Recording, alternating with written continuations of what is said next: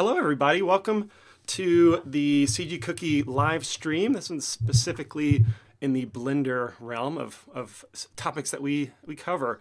So welcome. We've got a special full house today with 4 total people. We've got Lampel, Jonathan Lampel on the upper left of your screen, Jonathan Williamson, bottom left, and Wayne Dixon from Australia in the bottom right.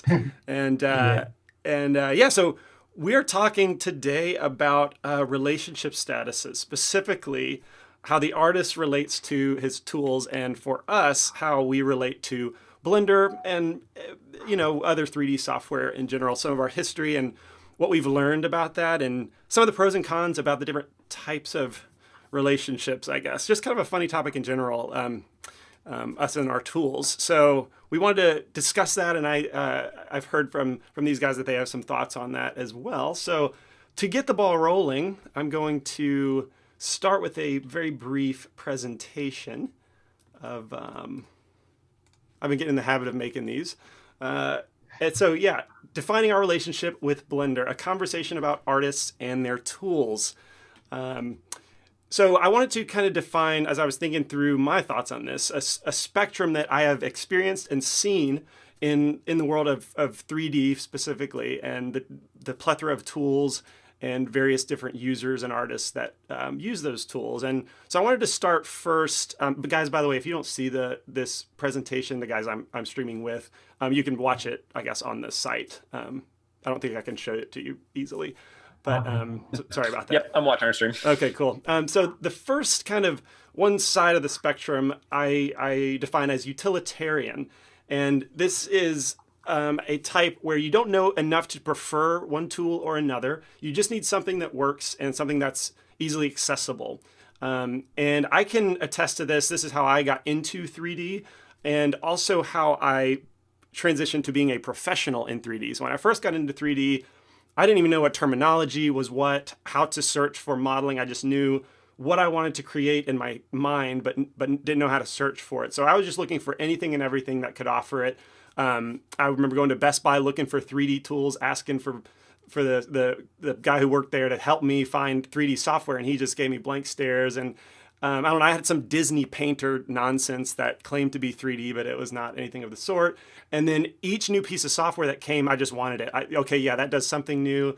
And so I was very utilitarian. I didn't care what it was. Just let me have it and let me see what I can do with it. So the pros of this approach is it's highly objective, highly open-minded.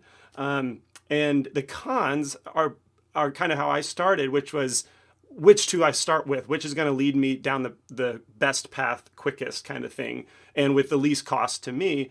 And so that can potentially lead to like analysis paralysis sort of situation.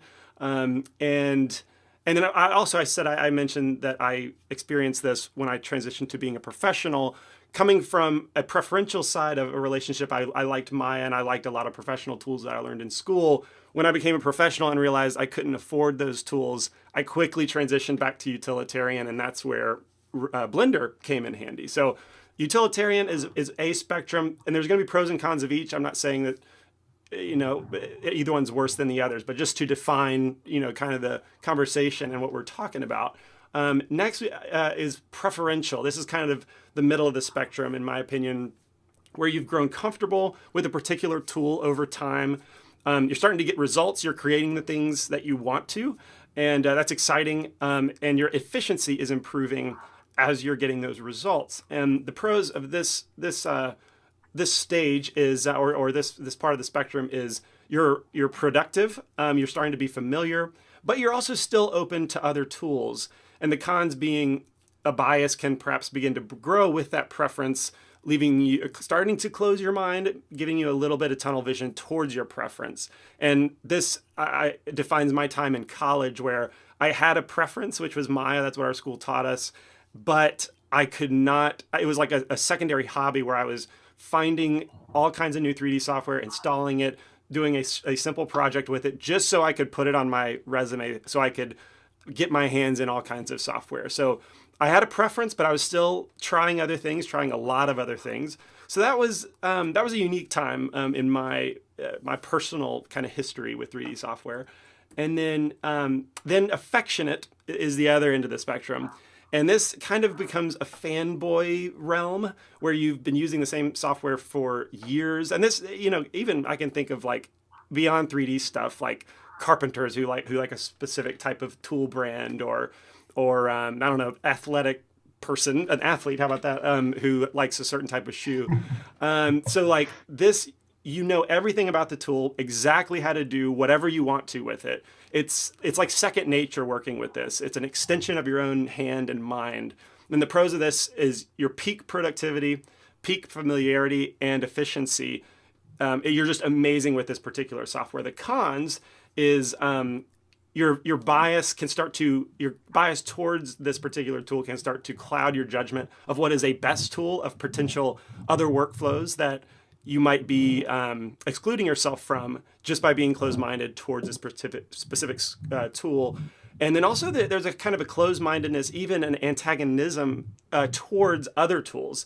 You can start to see these like software wars break out sometimes in forums or even among colleagues. I've been a part of those myself. And so let's see, I thought I had another one just for a second. Oh yeah, so in a professional realm, if you are affectionate towards your favorite tool, it can make the transition to other tools. If you go to a studio or land a freelance gig where they are not using your tool and that's an immovable reality, you can have a really hard time transitioning. So that's another negative I just kind of thought of. But all right, so I wanted to define this spectrum and almost pitch it to the guys who are with me. They haven't seen this yet, but to get the ball rolling, like, what do you guys think of these kind of stages of relationship? And if you had experience in them, where do you land on the spectrum? What do you guys think?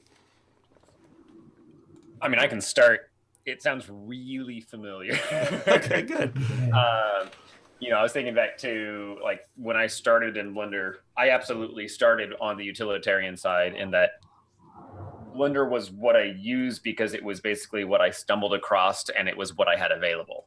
Mm-hmm. Early on, the first non-Blender package for animation that I remember like wanting to try and use and really focusing on was Lightwave. And for the longest time in my mind, and keep in mind, this is like 2003, 2005, Lightwave was the epitome of what I wanted to use. It's every production that I knew used Lightwave. It was the high end of the high end. Okay.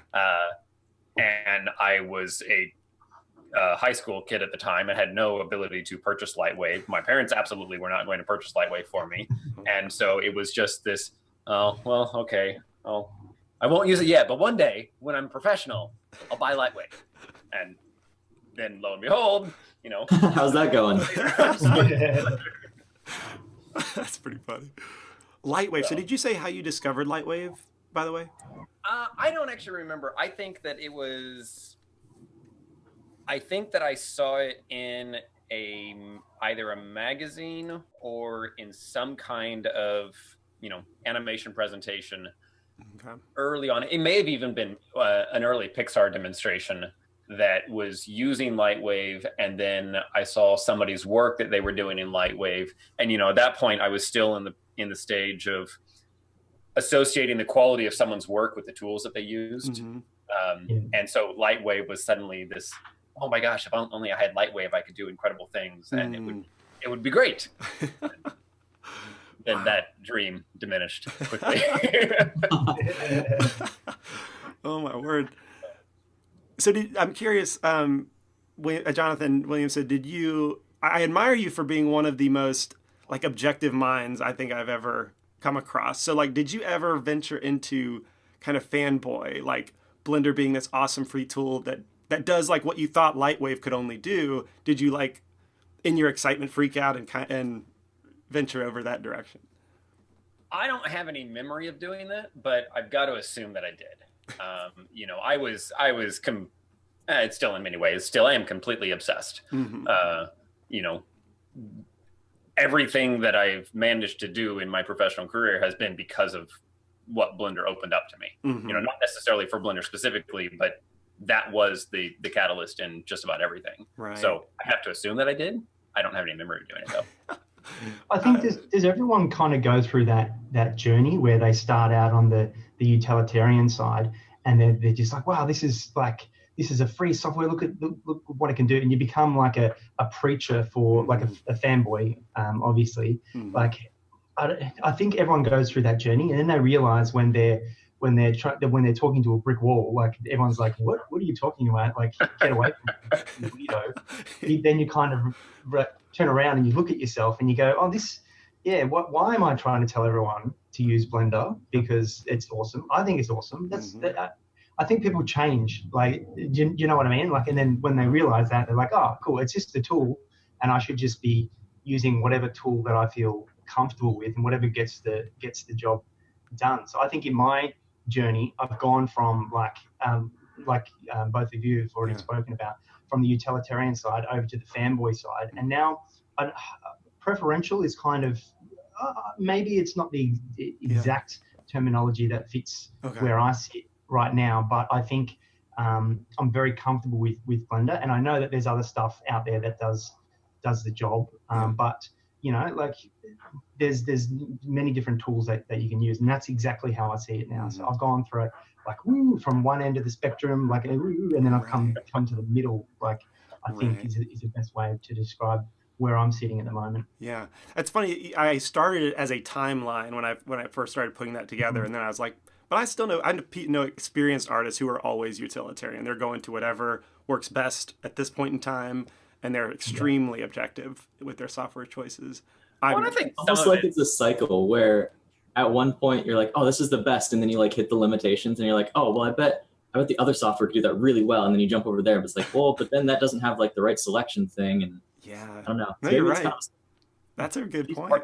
These particles work. These particles don't. Exactly. I would assume that some of it too, and I know this definitely applied to me, is enthusiasm based, in that, like, once when you're kind of getting over that initial hump, your enthusiasm for the software that you're using goes way up, because suddenly you're able to do things with it. And most people, when they get enthusiastic about something, really like to share that enthusiasm with other people, even if the other people have no understanding of why you're so enthusiastic about the thing that you're doing or the tool that you're using. And I think that can come across really quickly as fanboyism, even if it's not. I mean, obviously sometimes it is, but it's just that people like to share the things they're super excited about. And sometimes that thing that you're excited about is the software, and everybody else is just kind of, dude, it's just software. Yeah, I think there are some softwares that don't really have. Well, every software has fanboys, but they don't have the vocal fanboys that are like actively trying to go out and tell people, oh, you should. What are you using Maya? Like, why aren't you using Maya? You should use Maya. Like, use what are you using like 3DS for? Like, you're crazy. Like, I've never heard anyone like talk about Maya like that, but at Blender, you see it everywhere on forums, like, oh, you should use Blender. You should, like, no. So you're getting on to a topic. I want to save that. I think that's a big one, because I think Blender is unique in that. But I wanted to hear, Lampel, what was your like software journey like? Did you experience that kind of utilitarian preferential thing? Sort of, not really. I started out with Blender 2.49, I think. Oh, wow. And then I didn't like it at all. So then I found like the student version of 3ds Max, and I did that. And I came back to Blender, and then I did Maya in school, and then I switched back to Blender. Nice. So what do you think kept you coming back to Blender? I think I was most familiar with it, and it was really easy to get help on the forums and whatnot. Right. So everybody was like open and sharing and everything. Right. But searching like 3ds Max tutorials, there's not quite. There is probably more now than there was back then, but there just wasn't that much help. Right. Yeah. No, I guess that does make sense. I'm still astounded to this day that Blender never popped up on my radar when I was desperately searching the internet for 3D stuff. When was this, Kent? What year was that you were searching? That would have been 2003 and 4. Yeah, I found the same thing. Like when because I started I didn't want to be a 3D artist or whatever. I was just tinkering around with my computer. I'm like, what can I do with my computer? Like, computers are fun. And then I found Animate. Do you guys remember that software at all? Like, I had a few tutorials, but it was basically, I don't think it was open source, but it was free software, but one guy was the developer. So the development was obviously really, really slow. Right. But it's animate with the 8 instead Oh, with of the 8, I remember. The yeah, 8. yeah, yeah. Okay, that clicks for me. It was That like was the first super thing that I awkward found, objects. and I was like, oh wow, this is free thing. And there was quite a lot of tutorials about it, and I went through all of them and I was trying to figure them out. I'm like, oh hey, I made something move, and it was like, yeah, great, I've done it. And then I tried to learn a little bit more about it, and I hit the limit of what was available at the time. Like there was no, because it was only one guy doing the development, and maybe still around, I'm not sure, but I kind of, everything stopped, and so I couldn't do anymore. And then when I went back to, actually then a friend of mine was telling me, you've got to use Maya. Like he was at school for 3D at the time, and he's like, everyone uses it's the industry standard, you got to use Maya. And he gave me a cracked version of it, and I was like, oh, this is amazing, this is great. So I started learning that. I got a book from a library, and I was like trying to teach myself how to use Maya. And then the next version came out, and I was like, well, how am I going to get the next version? This is like impossible. Like, what, I'm going to go get an illegal copy every couple of months or every 6 months whenever whenever the new software comes out. Like, this is ridiculous. And then I searched again, and I found a whole bunch of stuff on Blender, and I was like, what is this? And that's how I found Blender when I went back to look for an alternative to like animate, and I found Blender, and I was like, how did I miss this? Like, because there's a huge amount of stuff available for it. Absolutely. I wish I could go back then and like see where Blender was at that time, and how that somehow missed it. You can still download all of them, and most of them. I don't think I mean literally go back to the software. So, okay, the next topic that we were starting to get into that actually Ronald in the chat mentioned, he says, software package in quotes, isn't Blender a way of life? And I think that's a huge thing to Blender, is because it's like motivated partially by this movement, this ideology of open source, and it's so accessible that it's a lot easier to become a fanboy of Blender and the community at large, compared to like a Maya or a 3ds Max or any other commercial package. So I'm curious what you guys think about like fanboyism. I don't think anyone's typically proud to be a fanboy, but I can admit to like aspects of my own current opinion or inclination that it is a fanboy. What do you guys think about? What do you think it does to yourself as an artist, but also to like Blender as a thing? Well, I think being a fanboy, ultimately it limits your ability as an artist, because you are so closed-minded to any of the other options that are out there. So if I could relive my time again, when I was in that fanboy stage, I would just tap myself on the shoulder and I'll go, come on, man, like don't be such a fanboy. And I'd be like, what's a fanboy?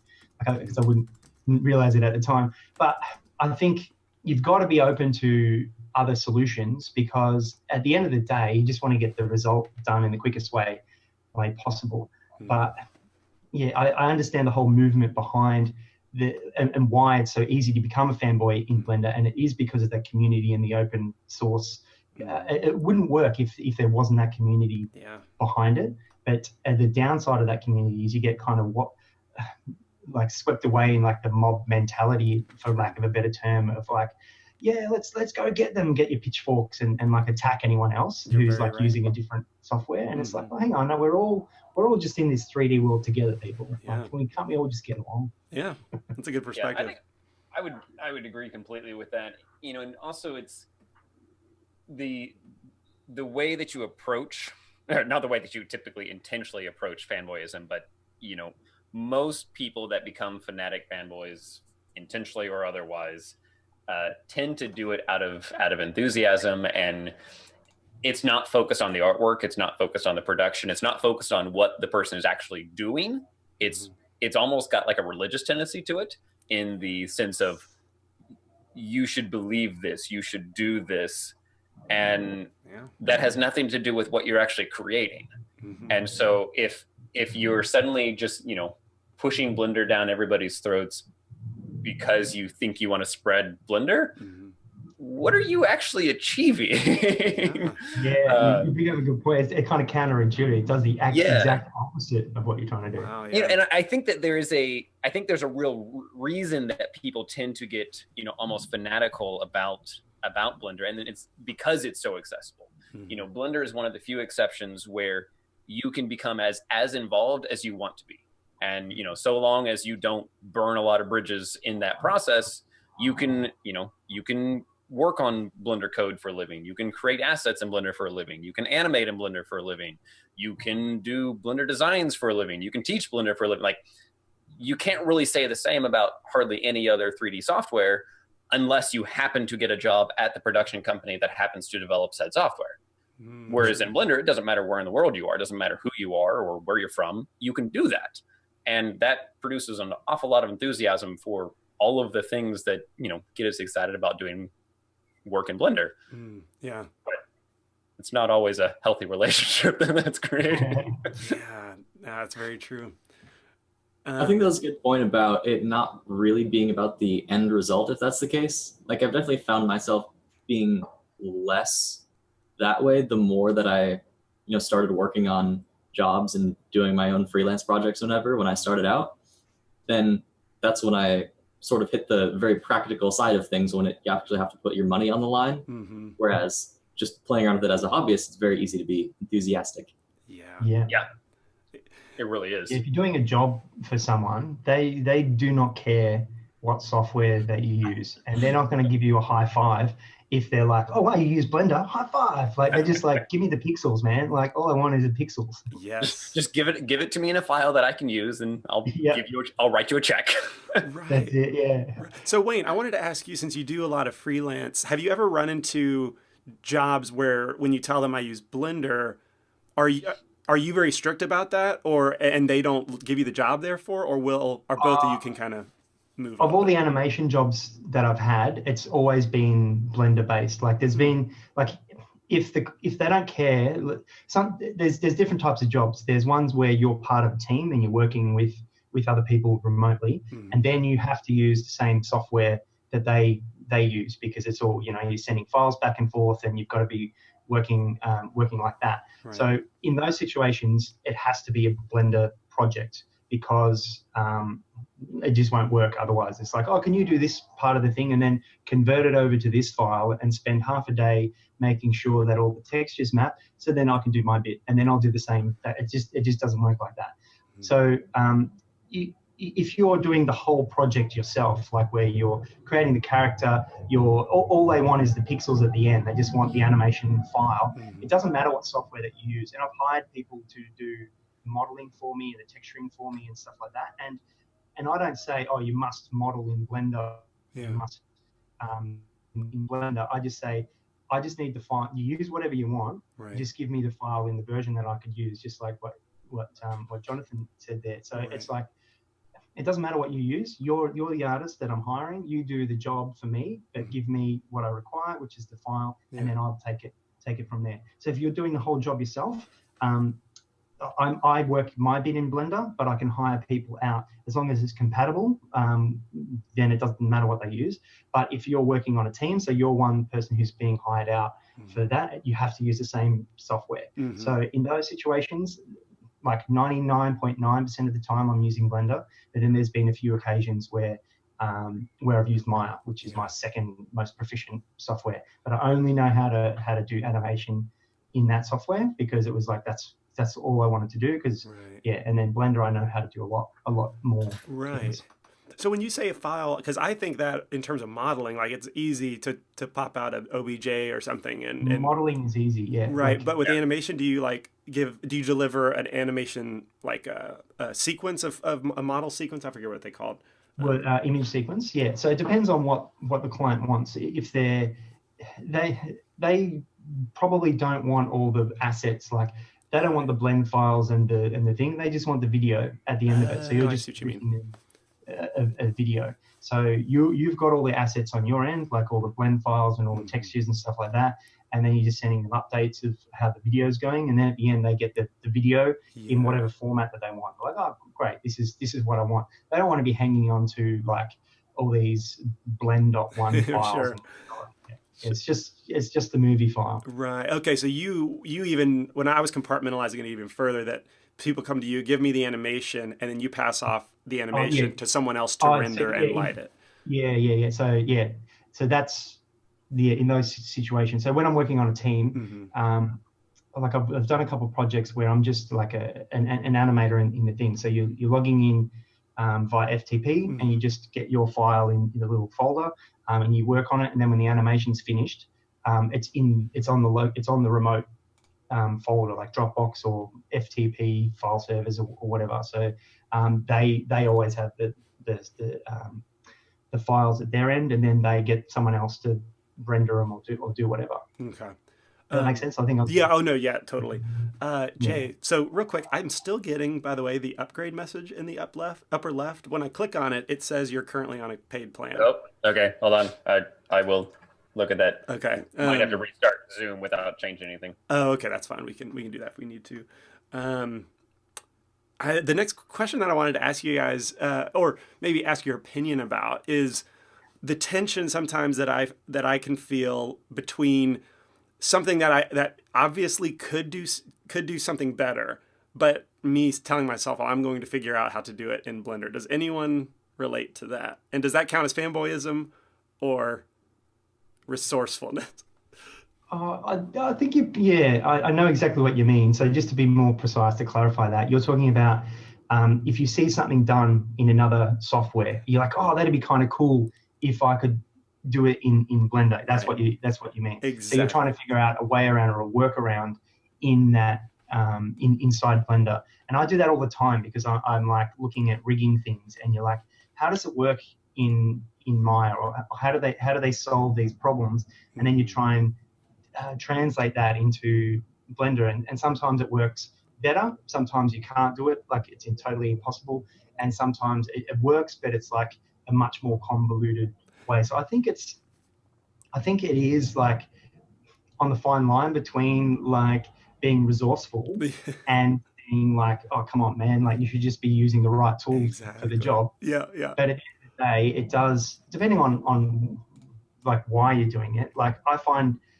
it's because we're comfortable with Blender, like, and you want to be able to learn and get the skills to be able to do it in the one software, because it slows you down to work for like 3 hours in this one software. Then you've got to export it out to Mudbox or whatever you're doing it, do your little tinkering away in there, and then convert it back and continue working from where you're going. So you're losing a lot of time in that. So if you can do it all in the one software, you can just get into the flow and just keep working. Like it's not going to slow you down. Right. And maybe initially it's going to take you a long time to figure out how to do that, how to do the process of that. Like, do I do this and then this and then this? And then it works. Right. But you might be able to find a way of like making those steps shorter, if you know what I mean. So if you're doing the same thing over and over in the software, you can just write a tool or like a Python script that'll do something for you. So yeah, that's a good way to describe it.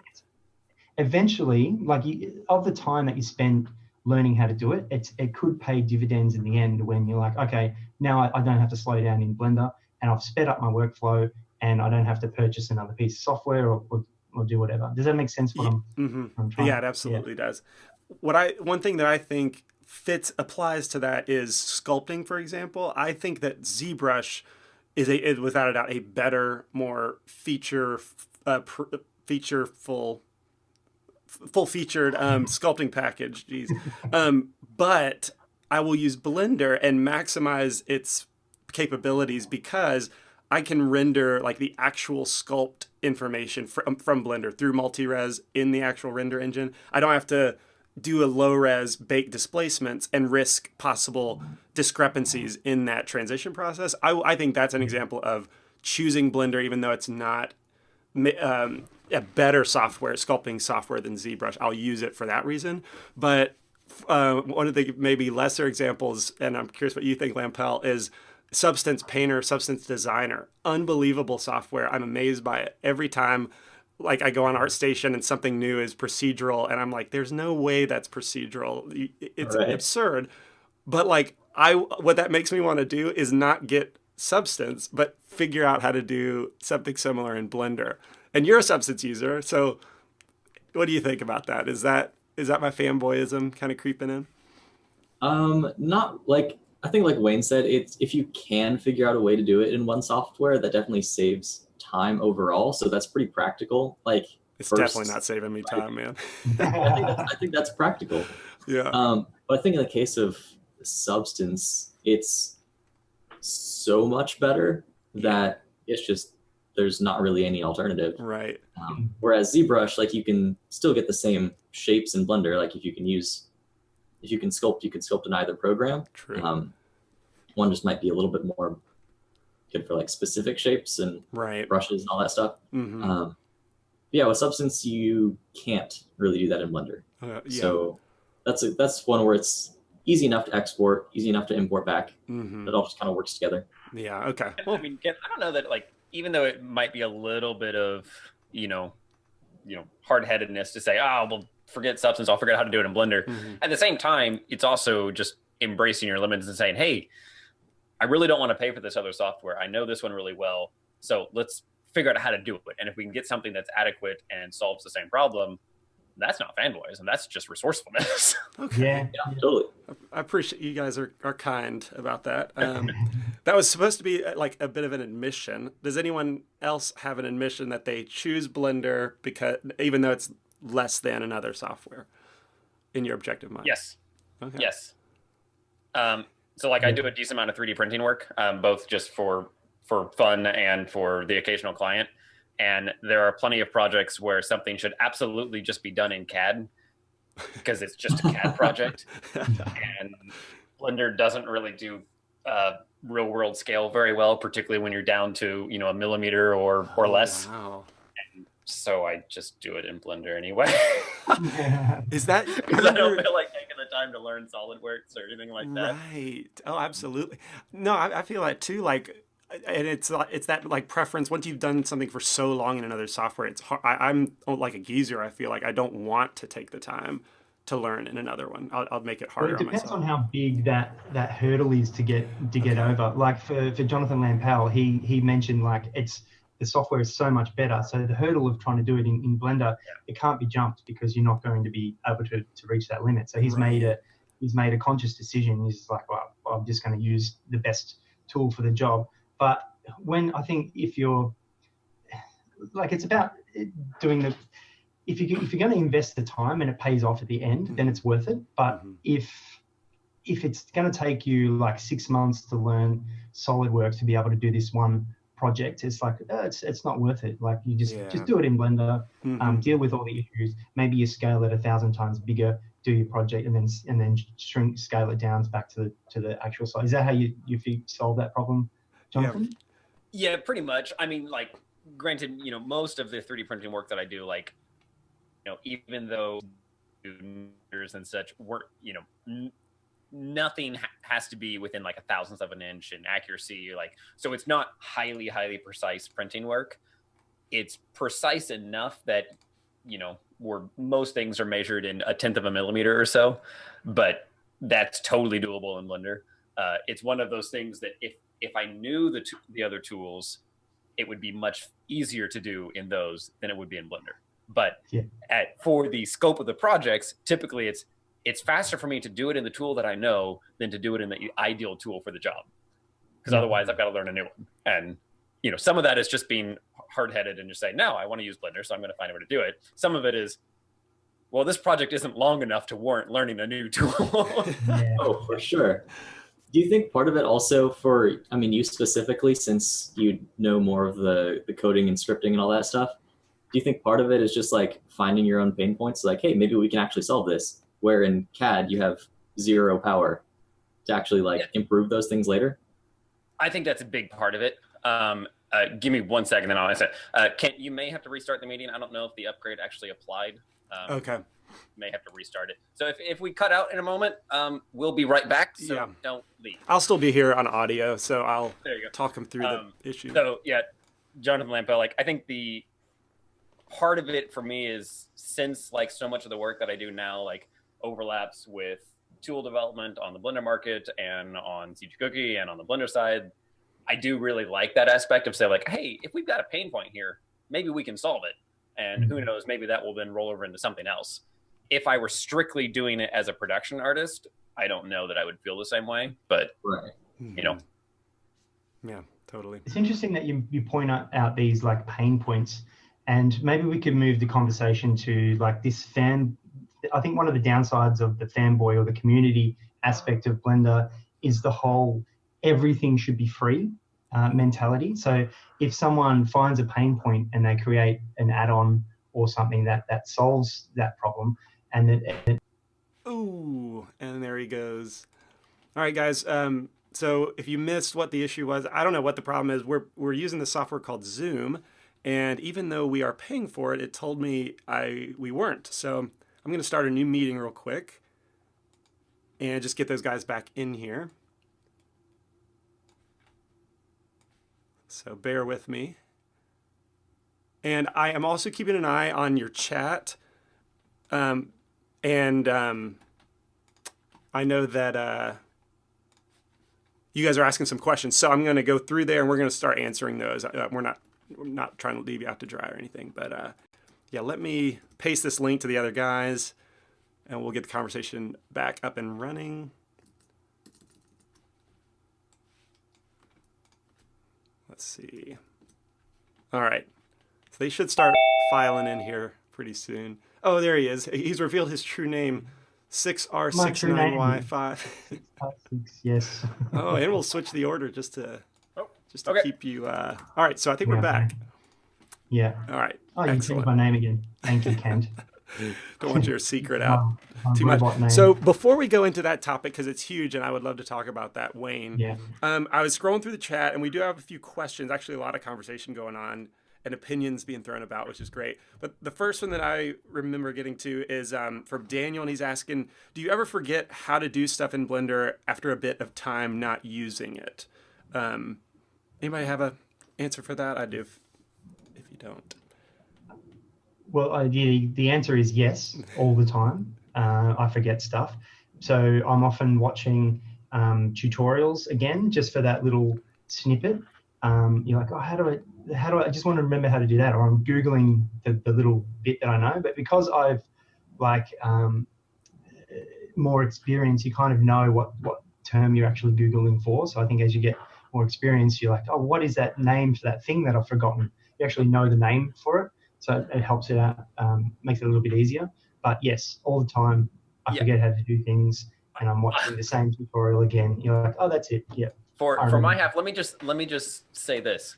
I have watched my own tutorials to relearn how to do something that I previously taught more times than I have probably done the actual tutorial. That's so true. Okay. So true. That's always weird. Have you ever watched your own tutorials and you're like, wow, I used to know a lot of stuff. But this guy not anymore. What happened to me? I think my intelligence has gone down over time. You know what I mean? Like, listen to this guy. He's just become more focused, Wayne. Yeah. I mean, Blend. If you think about it, 3D is such a huge thing. Like I think of every time I get a question about the Piero course, I shrug because back then I spent 3 solid months focused on all that stuff, rigging. It's like, I need to know how to do this stuff. I recorded it and then out it goes. I don't remember any of it anymore. And I think that's true for a lot of the 3D. It's just so expansive that right now I've been working a lot on this lava procedural. And I know everything about this spaghetti network of nodes, but in a week I'll be clicking around like I've never seen it before. And so I got to record that tutorial while it's fresh and I don't forget. And a lot of it just comes down to the areas that you're most familiar with. I mean, I'll admit the area that I don't forget how to do things in is modeling. Modeling just comes back second nature. Yeah. You know, I modeled something for the first time in probably 4 months, just this last weekend, and it was just totally normal. Now, if I go in and try and use particles right now, I'm just stumbling around in the dark. I'm just like, I knew these things at one point. Right. Gosh, that's so true. Another question from Malholmesy, does your workflow affect your software choice? We were talking a little bit about that, but I'm curious. We have, yeah. I think it should. We've spoken a little bit about it, where you're trying to use the right tool for the job. And yesterday, Kent and I, we were on a chat for a different topic, but we also mentioned this, where he finds that if he sees someone create something and they're like, oh, I started it in Blender and then I went away and I did some sculpting in something else and then I came back to Blender, he feels a little bit of a twinge inside where he's like, you should have just used Blender for the whole thing and like the whole project. And I was like, well, it depends on what. Like I used to be like that when I see people like using software that wouldn't be my choice. I'm like, why are you doing that? Don't you know Blender can do that? Yep. I just try and catch myself there and I go, well, I don't own somebody else's workflow. So if they are really proficient and they're really fast and it really works for them, let them do that. And don't badger them about it and don't be like, oh, I can't believe you didn't do this. Like it's what works for them. So let them do that. You do what you do. Like using it all in Blender, let them use whatever software that they use. So to answer your question, I've forgotten what the name was. Like, yeah, so it does, your workflow does depend on what software that you want to use and vice versa. So it can go back and forth. So yeah, hopefully, that makes sense. From a much wiser man than me. That's very true. No, not at all. Discredit yourself, Kent. Let's see if I missed any other questions. A lot of people throwing good opinions out here. I hope you guys have been reading through that. But I'm looking for questions specifically. Okay. I'll start all there. So Ronald is asking, why start all over again in another package while you can expand your current skill set in the software you already know? I think that's probably true in a package sense. And when I say package, if that's not familiar to anybody watching, like 3D Studio Max is a package, Maya is a package, Blender is a package. I'm not sure if Modo is a package. It might be close now, but for a long time it's becoming one. It's becoming one. Modo started out as a modeling tool almost exclusively, but now it's much more than just modeling. Right. And so these are like, they try to do everything, but they're like a central hub of a software that can kind of be the base of a pipeline, whereas ZBrush, you can't do a whole movie in ZBrush, and then all the ZBrush people go off now and be like, no, you can, I'm going to show you. I would rephrase the question a little bit, because it really, you're not starting over. If you're only a couple weeks in and then you switch, you're kind of you're starting over. But let's say you've been using Blender for a couple of years and you know a thing or two about modeling and animation, you know how to light and render, and you've got a strong grasp of the fundamentals. To then switch to Maya or Max, you're really not starting over. You're only starting over about 90% of the way in, because at that point, you know all the processes. You just have to relearn how to apply those processes to the tool. Because modeling in every package, with basically the exception of ZBrush, is fundamentally the same. Lighting in every package is fundamentally the same. Rendering is fundamentally the same. They all use the same basic techniques. Many of them use the same algorithms for everything. It's just, it's a different style of hammer. That's all it is for the most part. Yeah. So you're not really starting over. Yeah, my main problem when I switched to Maya for animation tools was mostly just, how do I scale these darn keyframe handles? Like that was that was the biggest thing. But all of the actual animation stuff was the same.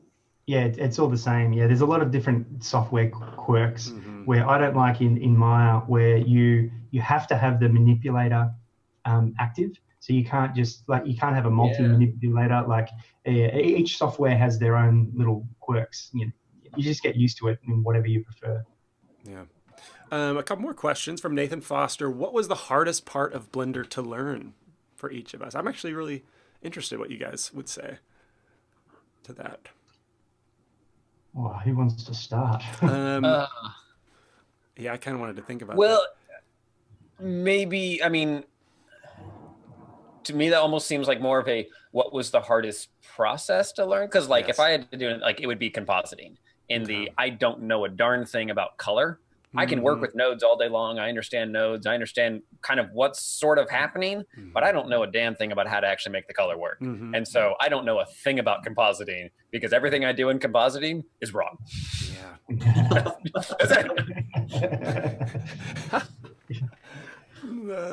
I've seen your compositions. That's not true. But no. The composition's okay. Composition is easy relative to color. I would say for me, some of the most frustrating things for me to learn are like simulation stuff or particles, because to me, I know what I want to get, but the only way to get there is plugging numbers, clicking the button, and waiting. That didn't work. Testing over and over again different values. I'm not sure. I feel like I learned too much, except memorizing what values to try next time, to start from next time. But I find that stuff particularly hard to do. But Lampel, you might not agree with me. You do that stuff pretty well. Yeah, I find that a bit easier, just in the same idea where once you find the right values, you can kind of know where to start from. So it doesn't really take skill. It just takes like persistence. Yes. So I feel like I spent a lot of time learning that, and I didn't get a lot of like value. Like if I had spent all of that time sculpting, I would probably have learned way more, where now I still find sculpting kind of difficult in terms of like, I'm not 100% sure about all the anatomy and all that stuff. But now I know a bunch of useless numbers that I can plug in that'll probably change in a year. So it all depends. Let's see. Okay. Wayne, what were you going to say? The hardest thing for me to learn, I think I tried to learn too much at the start of Blender. So like the first thing that confused me, and it only confused me for about 3 minutes, was like the right click select. I was trying to select things and it wouldn't work. And then I figured out, it's right click, and it made total sense. And now I see, like years later, why that's genius. And it's genius, people. It's genius. If you animate, it's genius, right? But I just tried to learn too much, so everything was confusing, and it took me a while just to kind of settle down and go, right, I'm just going to focus on one thing. So I sat down for a couple of weeks, and I'm like, how I'm going to get better at modeling? How does this all work? And then I moved on to different areas. So I think, just stick with one thing when you start, and you're going to be better off. You're going to have a better start to things. So are you a right-click select person? I totally am. Man, we are divided right across the screen. That's so funny. I am not. Are you right-click select? You hate... see, if you animate, you can see... Because you're left-clicking, selecting certain things, and you're right-click selecting certain things. And to separate them out means that they can be on top of each other, and you can still select what you want to select. And this does not break your flow, because you are selecting the right thing, the right time, right when you want to select it. When you use Maya, I spoke about the manipulators need to be active, and if you're selecting inside the manipulator and you wanted to click another control, you can't do it. So what you have to do is you have to push another button to clear the manipulator, and then you have to select what you want, and then you have to push the button to get the right manipulator up. And so it's like 3 or 4 buttons just to do one simple action, which could have been one click in Blender. And so it's all about workflow for me. So that right click select means I can just click with my right select, and it's going to work every time. Is not going to slow me down that like half a second every 5 seconds. So at the end of a minute, I've lost how much time? At the end of the day, I've lost how much time? At the end of my life, oh my God. Good night. Wow. I'm in a slightly different camp in that I love right-click select, but I think it's fundamentally broken for people to be introduced to right-click select upon opening Blender. I think it should be an option. But I love it because for exactly what you just said, Wayne, it is a power user's dream tool that you don't realize they need. That's amazing. And that's the case. So good. Like, if I didn't learn Blender that way, like I would not know the power that it wields. Yeah. You know, if I came in and it wasn't an option, like if left click was the option, I wouldn't know how good it was now. And I guess I'm being a little bit like right click select fanboy. You're utilitarian to me, I think. So wait, Lampel, where do you stand? Oh, I'm definitely right click. Yes. High five. Yeah. So we're leaning more towards the right, the alt right. Man, you can also like switch between, especially like when you're weight painting bones and all that stuff, you can quickly switch between bones and still paint directly on them. Oh my gosh. Yeah. Man, that was like the first. Comes down to workflow. Dang, I feel like I'm missing out. I've switched that day one of getting used to Blender and never looked back. Yeah, and see now, like you've gone and you spent like 27,000 years using, like you cannot change now. Like it's going to take you, like the hurdle for you to get over that is so big that I don't know whether it's worth the reward, because you've got to change all those connections in your brain of like, this is the thing, how I do that. Like, it happens automatically for you. So you set yourself up for a challenge. You know, I was honestly a little ashamed of that. And you know, it's hard. It's pretty obvious to anyone who watches my tutorials that like I use left click select, and that really screwed me for teaching that way. But and then Bassam tweeted that he's a left click select person, and now I proudly own that fact. But you can own it. It's like no one, like if you're left-handed, like no one goes, oh my god, I can't believe you're left-handed. Like, what are you, crazy? Like, you should be right-handed. You should be right-handed, man. Good point. Oh wait, you're not left. Are you left-handed, Ken? I'm not. I'm right-handed. Any lefties? Oh. Okay. No lefties here. Well, at least we're all good in that way. I'm just kidding. Let's get 'em. So a random question from Michael. He asked Jonathan Williamson about RetopoFlow 2, if there's any news that you could drop. Kind of. So, I mean, as most projects go, we are several months behind where we hoped to be. In short, basically, we have been updating Jonathan Denning has been updating all of the OpenGL drawing to basically future-proof it for some of the changes coming in 2.8 and possibly before then, to make it more universal and draw better. And in that process, lots of things broke on different systems. And so we are going through and repairing all of those. There is no release date other than it is still pending soon. Oh, no, I see that you answered that in the chat. Sorry. Yeah. No, it's just a big project, and we would have liked to have released it in alpha and beta 3 months ago. And so I'm hesitant to give any kind of release date. Maybe we should do. I'm seeing Lucas Falcao, maybe. Excellent character artist. He's asking about right click, and for him to be such an experienced artist and ask the questions about it, maybe we should do something about left click versus right click, and I don't know, a blog post or a little video or something. But yeah. Okay, I think we have. Okay, I think we've reached the end of the questions for the last 10 minutes or so. Please feel free to continue asking questions, but I wanted to get back on the topic, Wayne, that you started to hit on, and that idea of Blender as a free thing and kind of incorporating everything should be free with that movement. What did you have to say about that? Yeah, I think the way people are so enthusiastic and the way they come into the community where, oh wow, this software is free, this is amazing, everything should be free, and the community giving their time and their energies and all that. I think maybe not so much with the CGCookie community because that is a paid service for like the premium content. Maybe it's not so like those people are of the mindset that not everything can be free, and you've got to give back to the community somehow, whether that is like helping other people with their technical issues, whether it's actually your expertise yourself. So maybe you're a coder, as Jonathan mentioned before, or maybe you're giving files, or you're like, you got to help out somewhere. But I think I'd like to see, it's come up heaps before, but I'd like to see a change, a shift in the mindset of the people who want to tear down anything as soon as like if there's a money value attached to anything, be it like an add-on to fix a pain point, or whether it's like, oh, watch my course, or I think I'd like to get rid of that mentality. And I think it kind of leans towards the fanboy end of the spectrum, where like I mentioned it before, alt-right, they're really alt fanboy, like it's free, it's open source, like what are you doing? You're trying to like, you can't eat dreams, people. You need money to buy food, to eat food. You can't eat dreams. Quote of the stream. That's great. Well, you can't. I can. Oh, can you? Good.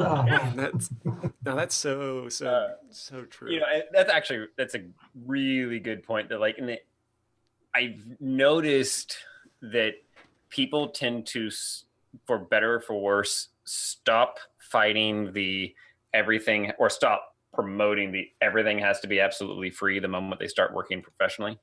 Yes.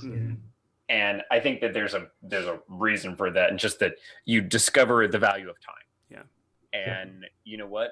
Saving a few hours here and there is worth paying for, if in turn it enables you to do your work better.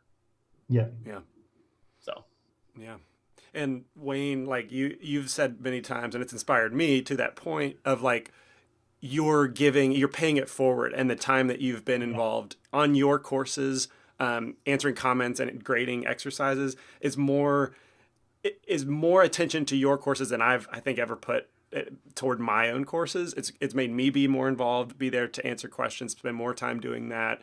And I mean, I feel like it's super valuable, and seeing what that's done to the animation part of our community on CGCookie, that's been huge. And in that way, yeah, I mean, you're a shining example of giving and thanks, man. Yeah, I'm trying to pay it forward, and I think that's what we should do for the whole community. Like, let's divorce the concept of money. Like, so the people who are doing the animation courses on CGCookie, they've paid, like they're the paid members. But what I'm doing to pay it forward is I'm giving them the feedback, because that's the most important thing. So I'm giving my expertise on their feedback to lift them up to the level. Now, you guys don't pay me for that, and I don't ask you guys to pay me for that. But what I do want to happen is for that idea to spread further. So it's later down the road, when those people have skills, they're going to help someone else out. Or, it doesn't matter. You don't need to be skilled in animation. You could be skilled in coding, or you could just be a generally nice person. Like, you just got to help someone out in the future. So it shouldn't be attached to like the money side of things. But having said that, the reason that I'm only doing it for the paid students is because my time, as Jonathan mentioned, is valuable. Yeah. Like, so I spend like about an hour of my day, of my work day, grading these lessons gratis. So it's, but I can't spend 8 hours of my day doing that, because, as I've mentioned before, you can't eat dreams, people. Like, I wish you could, but you can't eat dreams. I've never heard that before. That is gold. It's probably safe to assume that, like, when people really push back against basically push back against paying for anything, and that, the whole mentality of, hey, if it's around Blender, it should be free, is probably around just based in that fear that everything suddenly will have a pay gate. If you want to ask a question, it'll have a pay gate. If you want to download the software, it'll have a pay gate. If you want to enable this feature, it'll have a pay gate. And it is a reasonable concern, but in reality, that's just typically not the case. For one, companies and people and teams that do that kind of restrictions, like to that degree, don't tend to get very good feedback, and they don't tend to survive unless you're already a big enough conglomerate that you can just do whatever you want. And right. Nobody has any power to do that. That's typically not the case. It is interesting, though, that like if there's other softwares release paid add-ons and such, where I don't think there's that backlash of people going, oh, you should be free, like, you're greedy, what are you doing? Like if Maya, like, there was the blue pencil, which is basically a grease pencil for Maya, and that came out a few years ago. It was a paid thing, and no one had qualms with paying money for that add-on. And I think it is because that's paid software. People are just in the mindset like, oh, I'm paying for things. But when the free thing comes in, like, imagine if you tried to charge for grease pencil now, like, people are like, rah, they would burn you alive. Well, the precedent is already set. Yes, that's right. When you release a tool from day one as a paid tool, and then you continue to release updates for that either free, you've already set expectations from day one. If everything starts out free and then you slowly introduce payment, that's a little bit more challenging. Changes, totally.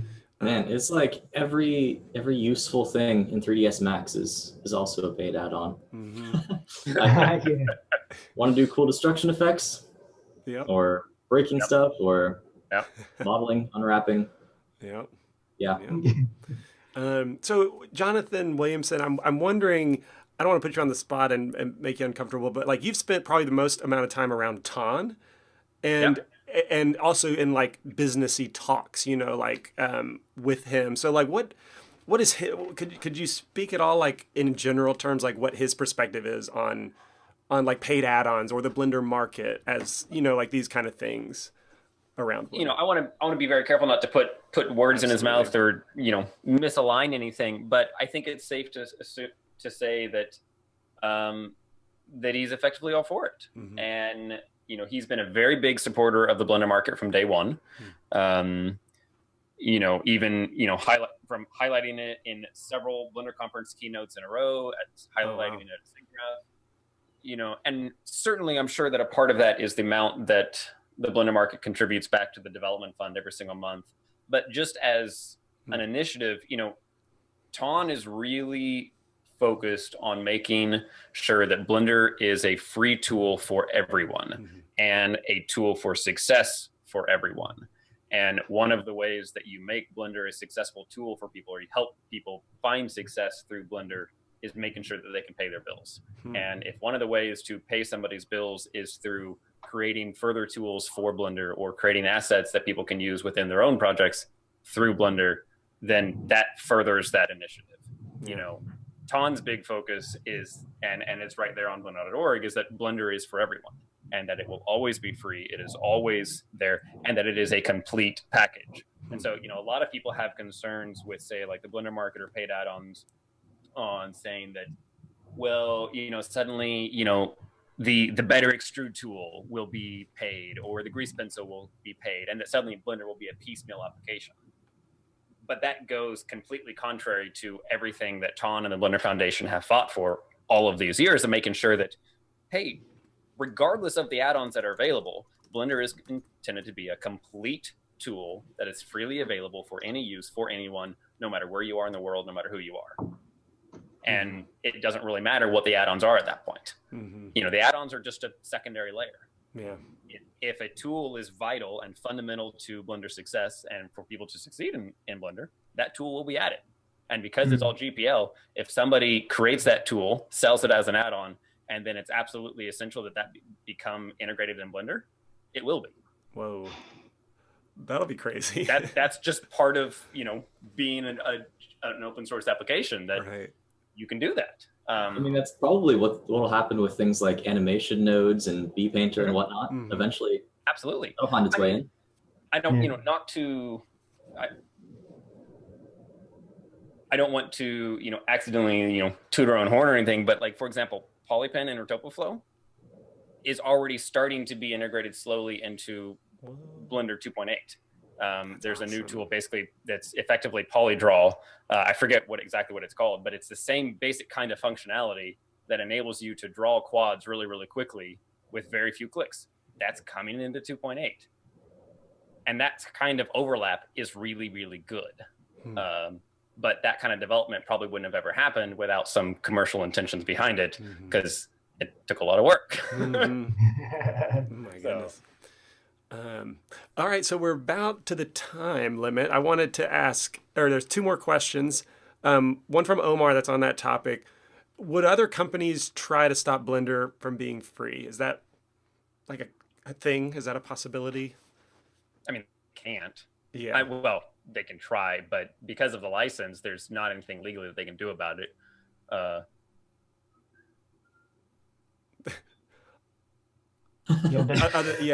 didn't think there was, because no, I don't think so. If you're a company like Autodesk, you might start being worried about Blender taking some of the mind share and market share, but the only thing you can really do about that is to be more competitive, build better tools. That's right. That, or drive away your customers by charging higher and higher prices until you price everybody out, and then you've just eaten your own dreams.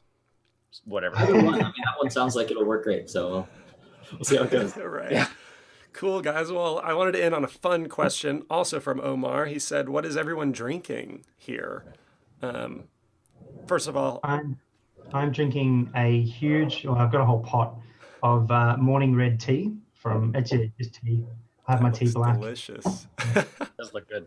Nice. I got coffee. You drink straight out of the. Oh, okay.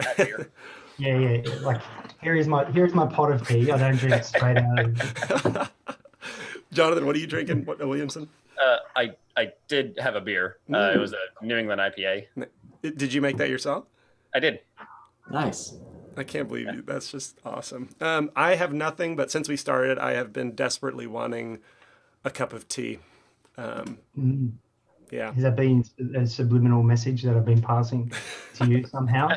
Yeah, for the beginning. Yeah. Well, awesome, guys. Thanks so much for doing that. Thanks. It was really insightful. I hope you guys got some, there wasn't like strict advice, but I think there was stuff to glean from experienced people about a healthy relationship with our software and with the movement, the way of life, as someone called it, that Blender can certainly be.